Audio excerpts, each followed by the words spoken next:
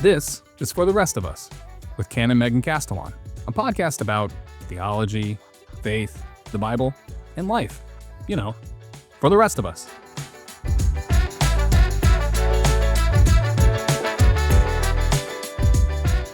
Well, hello, everyone. Welcome back to For the Rest of Us. Hey, Happy New Year. Happy 2026. We took a little break for Christmas and the holidays, but we are back.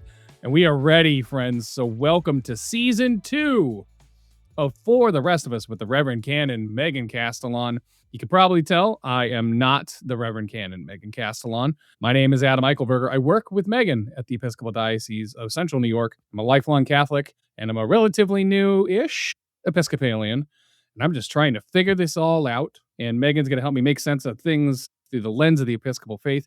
You can kind of think of her like my hopper. We've discussed this. Mornings are for coffee and contemplation. And I'm just all of these kids running around Hawkins. You've all seen Return of the Jedi, I hope? Yeah, that's the one with the teddy bears. Ewoks. Yeah, it's the best one. Trying to make it out of the upside down. Megan, welcome back to the show. Welcome back to For the Rest of Us. It's your show, so I shouldn't have to welcome you back to your show. But I know that you've got a lot of thoughts percolating as we start this new year. So what do you have as we kick off Season 2?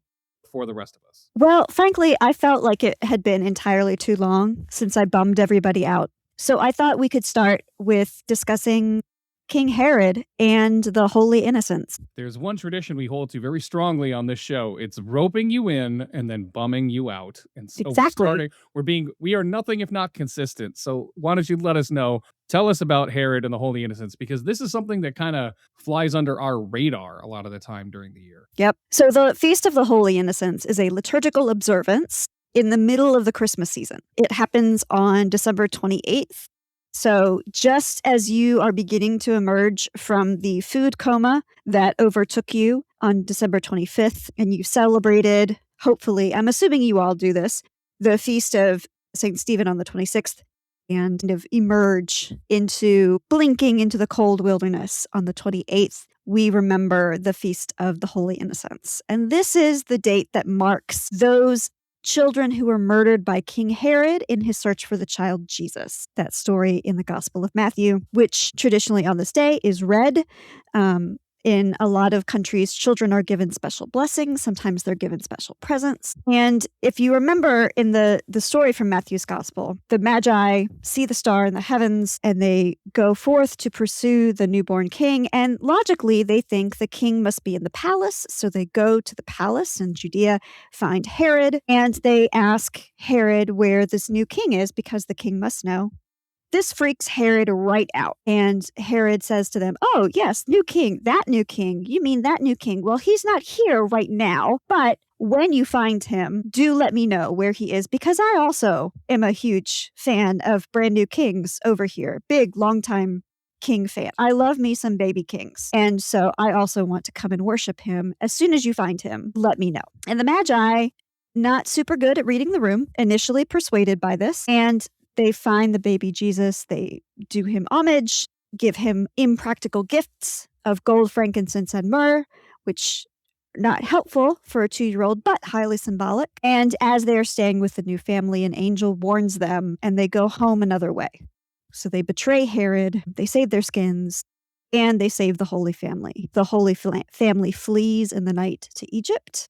Herod continues his emotional crash out and gives orders to his army to murder all boy babies under the age of 2 in the city. This whole story is first why Christmas pageants end with the shepherds staring adoringly at the child Jesus around the manger and everyone just kind of having a moment rather than continuing on, because right after that beautiful moment around the manger, stuff takes a turn. And so this is the part we don't really read much, at least in kind of nice suburban white Christianity, because this is a downer of a story. But a couple things, since we're talking about this. One, scholars don't think there actually was a large-scale baby genocide in first century of Palestine around the time of Jesus' birth. We have a couple of contemporaneous sources about what was happening back then.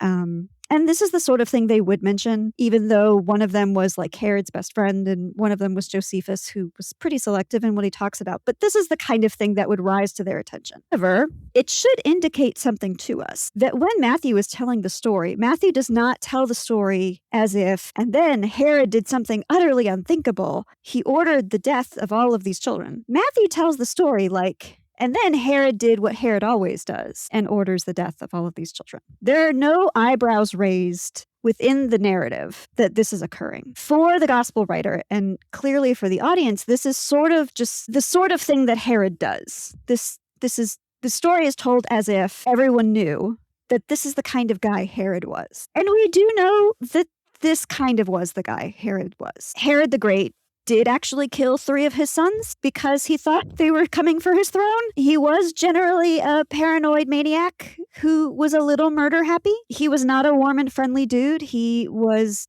virulently hated by his population. He was so paranoid that all of the fortresses he built had little lookouts and towers so that you could spy on whoever was coming up to visit you. And if you didn't like the look of them, you could kill them easily before they got within shooting distance. Kind of physically, he ordered the construction of a man-made mountain on the plain across from Bethlehem for his tomb. It's called Herodium. And so the tallest thing on the landscape, if you're standing in Bethlehem physically at the shepherd's field and you're looking across, there's this weird out of place mountain as you look straight across, and that is Herod's tomb. He ordered the construction of this giant mountain that initially we thought was a myth. We didn't think he was actually buried there. Archaeologists had looked and they thought that this was just like a myth, that he ordered the construction of this giant mountain so that he could be the biggest thing ever and be buried there. They thought it was just like the ruins of a mountain. But then they found his tomb inside in 2007. So indeed, this is the kind of guy who builds a mountain for himself on a flat plain, makes slaves and other indentured servants build it for himself. It's basically a giant city, has his carcass dragged up there when he dies so that he will be the tallest thing on the landscape, and names it after himself. So Seems like a cool dude. Seems like a cool, chill dude. So he liked constructing things and he liked putting his name on them. And he also kind of liked killing people that threatened his ego, which tended to be a little fragile. These are the things we know about Herod from history. Any parallels you might draw with modern figures are entirely yours to draw. Please note, I am making no commentary here. So this Herod is known as Herod the Great not because he was a nice guy who was loved by his people. He was named Herod the Great because his other claim to fame, aside from the fragile ego and the killing of people and the Herodium, was that he allowed the rebuilding of the temple in Jerusalem after everybody got to come back during Cyrus's reign. So he was very proud of that, and that he was called Herod the Great. His Jewish population were willing to give him that, but they also did not trust him because he was a client king for Rome. Basically, he got to keep his throne so long as he did what Rome told him to do. And he got to keep his tiny bit of power, go around building stuff all day, get to kill the minions that he wanted to, and Rome stroked his ego, and nobody liked him or trusted him at all. So that was kind of Herod's position. So the story that we have from the gospel, while not entirely factually accurate, is extremely in keeping with the sort of emotional tenor of what we know about Herod. I will also add, because I like going to Herodium when I take pilgrims to the Holy Land. Herodium is one of the places we visit. The archaeologist who found Herod's tomb in 2007 was later blown off the mountain in 2008, died. So Herod, still being a jerk. Just going to throw that out there. Like the wind blew him off? Yeah, it's super windy up there because it's not supposed to be there. Like it's a man-made mountain on a plain, and then the wind comes up and it just blows and blows and blows. Like we were there one day when I was there in January one year, and it was super windy. And the guide was like, yeah, the archaeologist just blew off the mountain. So hold on to the rail. So yeah, Herod, still a jerk. Anyway, I digress. You have to imagine part of what the gospel writers are setting up with this story about Herod is a literal physical contrast and spiritual contrast between the kingship of Jesus, this little baby born in a manger, in a cave in Bethlehem, in the poorest of circumstances, with this giant fake mountain that you see on the horizon standing in Bethlehem, where you could literally, if you stood in the place where the manger is, and look across the horizon, you would be able to see Herod's ridiculous fake mountain palace. And so the kingship of Herod and the dominion that he claims is contrasted with the kingship that Jesus embodies from the start in Matthew. The vulnerability of Jesus and the kind of giving up of power versus the fragility of Herod and his violence and his oppression gets contrasted right away. And so as the story continues, the Holy Family flees into Egypt. They leave one province of the empire for another. They are fleeing one country to another. They are fleeing from one language, one region, one group of tribes, one ethnic community into another. So even though borders aren't policed, they didn't have nation states like we do now, this is a refugee situation. And I want to be really clear about that. I know currently there's this weird debate happening about whether Jesus was really a refugee. Wasn't it all just one Roman Empire? Sure, but they're leaving under duress. Their family, their home, their language, their tribal affiliations, their people who shared their religion, their familiar landscape, literally everything they knew, at the risk of death, to flee to another one. While people didn't have an understanding of nation states, people very much had an understanding of these are my people versus these are your people, and your people are kind of weird. The kind of butter battle differentiation between groups of people is pretty deep within the human nature. People had that sussed out in the first century. But this experience that the Holy Family had reiterates all of these stories we have in Scripture about flight and relocation. The people of God are always going from one place to another, are always leaving home and family and everything familiar to join another group, are always having to kind of readjust everything familiar to join another group. That is something that happens constantly. And again, from the very start, it shapes who Jesus is. Against the kingship of Herod, we have this vulnerable child who is having to flee for his life. Abraham does it. Jacob does it. Isaac does it. Exodus is all about the entire people of God doing it. Joseph relocates the family of God from Israel to Egypt to avoid a famine. The people of God throughout Scripture are constantly fleeing and relocating and finding an identity not located in a place, but in a sense of themselves and in their relationship with God. So that is a constant theme in the Scripture that is, again, reiterated in the story about the family fleeing in the night. And we see it again in the commandments. Very few people take my advice to read Deuteronomy and Leviticus, but everyone should, because they get a bad rap. But one of the things that is a refrain in Deuteronomy and Leviticus is this refrain of finding your identity in the relationship with God and as a person constantly on the move. So the people are told, you will love the alien and foreigner among you because you were foreigners in Egypt. I am the Lord your God. You will not glean to the edges of the field, but you will leave that for the orphan and widow and the foreigner. I am the Lord your God. You will treat the foreigner as a citizen among you, for you were foreigners in Egypt. I am the Lord your God. The framework of the law, as presented in Leviticus and Deuteronomy, is we don't find identity in a place or in a particular tribal or ethnic group. We find it in how we act and in our relationship to God. And based on that, we welcome those who flee to us because we know what that experience is like. And that experience of having to flee, of having your life be so vulnerable, is from the start something that Jesus experiences, we're told in the story. And the final thing I'll say, and I was realizing as I was writing this out, I have a lot of thoughts about Herod and the Holy Innocents. There's something about this story that reflects how incredibly dangerous it is to be a child in a way that we don't often talk about or think about, particularly as nice suburban white Christians. But it is incredibly dangerous to be a child on a really existential level. It is incredibly dangerous to be a poor child. It always has been, in Jesus's day, an incredibly dangerous thing to be a child. Even now, as our infant mortality rates come down, it's still an essentially powerless, vulnerable thing to be, a little baby, a little child who is entirely dependent on these two adults who gave you life and who may or may not know what they're doing. And to beyond them to be in a giant world that is violent and sharp and fundamentally disinterested in you, that you constantly have to be protected from. And I heard someone point out once that one of the most staggering things about the incarnation is that Christ didn't just start out as a person. Christ started out as a baby, entirely dependent on the goodwill of other human beings to shield him and protect him, and dependent on the people around him. So there were all of these levels of dependency. And there is something that echoes in this story about the way that we are vulnerable as children and the way that children continue to be vulnerable today that I think is important for us to hear. This story is really important to groups and to people who have had experiences that really spotlight that vulnerability. When I worked with the South Sudanese congregation in Kansas City, this was the story they read at Christmas. This was the story that they performed dances about.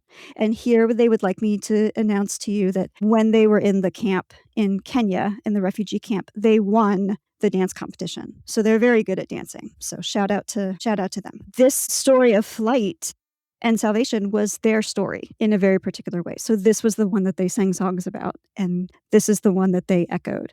For Christians in Egypt, this is their story. This is how Christianity came to Egypt for them. Also a story, I think, for a lot of us right now. This is the story of, this is sort of a story about Sandy Hook. And this is a story about Uvalde and Parkland and, families separated at the border and families in Gaza and parents who wanted so much better for the kids that they risked walking across the desert with no water, and families in Gaza and Ukraine who are surrounded by so much suffering and don't know how to keep their children safe. This is a story that speaks to those really broken places in our world where we are so incredibly vulnerable, and the most vulnerable among us catch it the hardest. And it locates God right in the middle of it, right from the start. And so I think, even in the joyousness of Christmas, even in the kind of bright, gaudy, twinkly lights and everything's great, I think this is a story kind of worth sitting with for a while. And it's an important reminder for us. And a lot of times you'll see in dialogue between different Christians, like on the internet, which of course is the best place to have dialogue about things related to faith. A lot of times you'll see this dialogue between Christians that when some Christians say that God has a heart for the vulnerable, that God has a heart for the immigrant, that God has a heart for those who are weakest, that is some sort of like social justice warrior outcry, or like it's like an attempt to rage bait other Christians who hold certain values or whatever. And the fact of the matter is, the proof is in the pudding.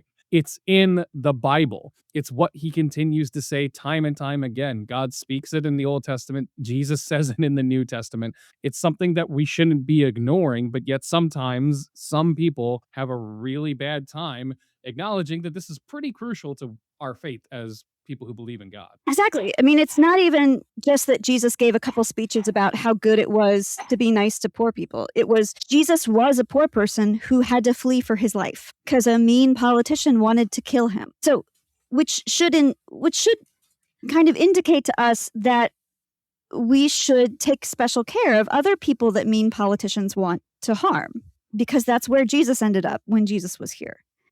I don't know how how simpler to make it. Well, I mean, it's pretty clear because it's said so expressly. And it should say something to us that when we do struggle with that we need to take a closer look at what it is that we actually believe. But what were you going to say? Episcopal Migration Ministries, when they started in the run-up to World War II and in the aftermath of World War II, when they first got going and we were taking in refugees to this country, their initial poster and kind of motto was a picture of the Holy Family fleeing into Egypt. And the tagline was, because of this refugee, we help those refugees, which not bad, like pretty on the nose, honestly. It absolutely is. And so this is absolutely, listeners, if this is something that's ringing true with you, if there's any nuggets of truth in this for you, it's something for us to be mindful of. And it's something for us to really kind of put our focus behind, that the heart of God is with those that are most vulnerable. And so that should be the focus of who we are as people who believe, or if you are somebody who may be listening to this, who maybe is trying to figure out if this is what you believe, this is something that we should keep in mind. And also, it's just the right thing to do. Even if we aren't people who espouse a belief in, I'm going to use air quotes, audio only format, the one true God. I'm not trying to say that that's not true. I'm just trying to make sure that everybody's covered under the umbrella. What I'm saying is, even if that's not necessarily your personal faith, it is the right thing to do. That when we see that those who are vulnerable and are in need, especially people who are immigrants, people who are displaced, that is where God resides. So that is important for us to remember, especially as we begin this new year in 2026. Speaking of New Year's in 2026, as we always like to do, we need Megan's advice. Okay. We all like to say new year, new me every new year. So, Megan, what I'm wondering on behalf of the rest of us is what's a good New Year's resolution that we could adopt for this year?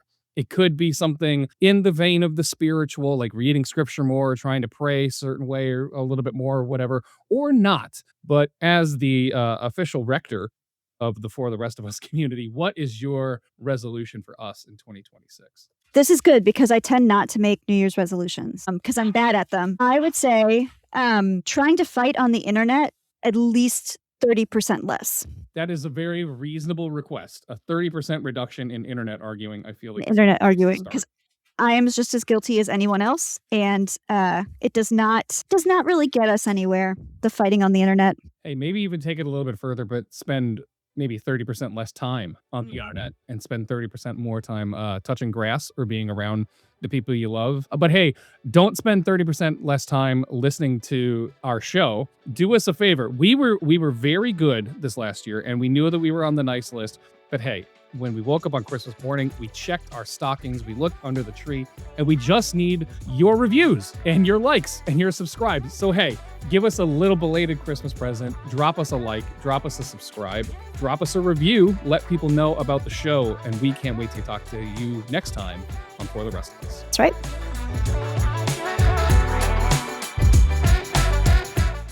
Thanks for stopping by and checking out For the Rest of Us with Ken and Megan. If you like the show, maybe subscribe, share it with a friend, leave us a review, and we hope to see you again next time. For the Rest of Us is a production of the Episcopal Diocese of Central New York.